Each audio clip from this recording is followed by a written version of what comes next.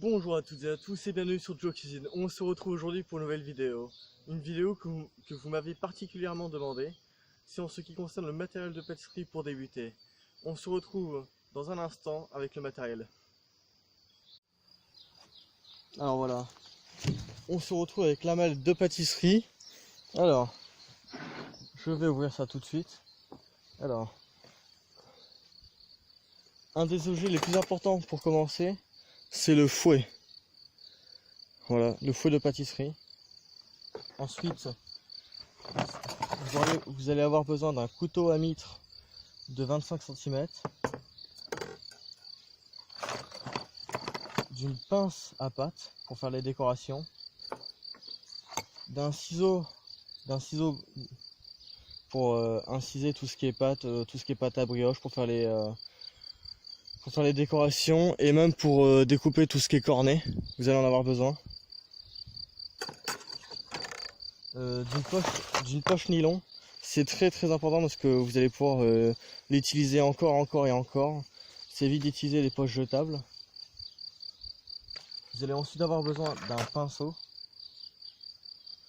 Ensuite d'un rouleau à pâtisserie. Ensuite vous allez avoir besoin d'un économe. D'une palette triangulaire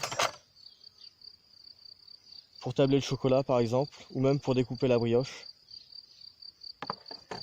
Vous allez avoir besoin d'un couteau à génoise. Ça c'en est un de 28 cm, mais si vous en avez un plus petit, ça le fait aussi. Vous allez avoir besoin de deux spatules non coudées, une de 15 cm, une de 25 cm.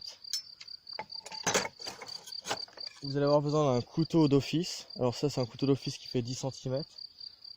Mais la taille, ça n'a pas d'importance. Vous allez ensuite avoir besoin d'une corne de pâtisserie. Ensuite vous allez avoir besoin de douille bord, soit douille unie, de plusieurs tailles différentes pour faire les décorations. Alors là nous en avons une de 5 mm, 6 mm, 8 mm, 10 mm et 15 mm. Ensuite vous allez avoir besoin de douilles cannelées.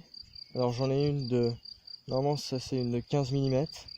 Ensuite 13 mm, 9 mm et 4 mm. Ça sert pour... vous allez en avoir besoin pour faire les décorations. Vous allez ensuite avoir besoin d'un thermomètre pour prendre les températures. Par exemple pour faire un sirop ou du sucre quand il est sur le feu. Vous allez avoir besoin du thermomètre. Vous allez ensuite avoir besoin d'une spatule comme ça. Ensuite, après c'est un plus. Si vous l'avez pas, vous pouvez quand même faire avec. C'est d'une règle à pâtisserie pour mesurer tout ce dont vous avez besoin. D'une balance, c'est super important la balance dans sa pâtisserie. Alors il y a un truc que j'ai tout le temps. C'est du papier